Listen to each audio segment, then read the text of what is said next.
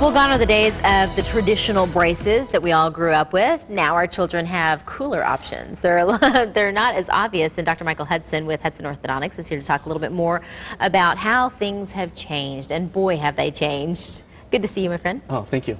So, let's talk about that. Now it's like, it's all about the Invisalign. Everybody wants the Invisalign because it's cool. You don't have the metal on your teeth. Right. It's a very good way to not show things. And that's what most kids are concerned with. Most adults are concerned with, especially professional adults. They really don't want to walk into a room with, brace face or whatever it happens to be. Well, sometimes it's even just kind of our own self-confidence gets rattled, whether you're a teen or an adult, just with having the traditional braces. But in the way of orthodontics in general, has it changed dramatically since you and I were kids? It has. The materials that we use now are vastly different than when we were growing up. Nickel titanium wires and different bracket styles. Clear brackets are popular now as well. I didn't have those. I wish I did. Right. And that, again, is just so as least noticeable as possible. That's what a lot of people want to go for.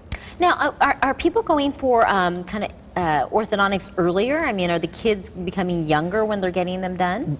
There are certain situations where early treatment can prevent, possible extractions down the road, possible surgery down the road, and so, every case is a little bit different.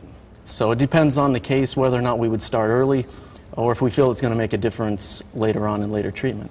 Well, I'm a huge fan of Invisalign because I used it myself when I was an adult, and in fact, if you only knew, if I have a nickel for every single on-air personality in town that's had that. I mean, it's really, truly what so many people that want to refine that smile are turning to. Are there any restrictions, though, and who is an ideal candidate for that? I see a lot of patients that have been told they weren't a good candidate. There are certain movements with Invisalign that are more difficult to achieve than with traditional braces, but for the most part, we can. There aren't very many cases that I don't think that we can get a good result with. Now, why would someone have traditional braces when they can have Invisalign? Well, I have a few patients that have told me that they won't wear the trays. The trays are active. It requires discipline. It does. It's an active appliance, and if it's not in, the teeth aren't going to move. Right. So I've had several patients that know they aren't going to wear them. And so we'll use a traditional bracket. Sure, if they're going to make that investment, they might as well Right. do something that they know is going to set them up for some good success. Let's take a look at some good success with some before and after pictures. And as we look at these pictures, you can maybe just walk us through why you wanted to show these to us and kind of the improvements that were made. Well, this is one of the patients that knew she probably wasn't going to wear the trays. And so we ended up doing traditional brackets with her. She had pretty moderate to severe crowding on the upper and the lower. And her treatment time was about just over a year. Oh, that's and we not got too a bad great at result. all. No. So hers was worked out well. Now, as we look at this one, we're seeing some crowding issues for sure. And this was an older, I say older, he was in his 50s. His main concern really wasn't the appearance of his teeth. You can see on the lower he had very severe crowding, and he just couldn't even really keep his teeth clean down there. Okay, so then therein lies the problem, where it's just not aesthetics, it's it's dental health. Right. It was just very difficult for him to floss. He really couldn't even floss in those areas. So, we killed two birds with one stone. The final result looked great. The teeth were nice and straight, and he can keep those teeth much cleaner now.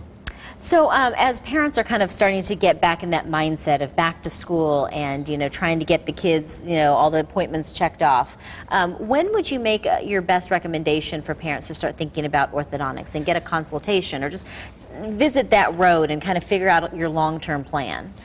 So I've seen some as early as 8, okay. Where they would benefit from some type of orthodontic treatment. Typically most permanent teeth in are in about age 12. Okay. So, anywhere from 8 to 10 would be a good age to at least look at it to see if there was any potential issues. I always like the fact that mom and dad can also get in there and they can take advantage. But with the Invisalign around, they can say, I think I'll make an appointment for myself as well. And then you can make that appointment by calling Hudson Dental and Orthodontics. They, by the way, are offering a back-to-school special of $500 off orthodontic treatment. So if you'd like more information, you can give them a call at the number right there on your screen. That's 480-855-5582. And you can also find them online at hudsondental.com. invisalign.net.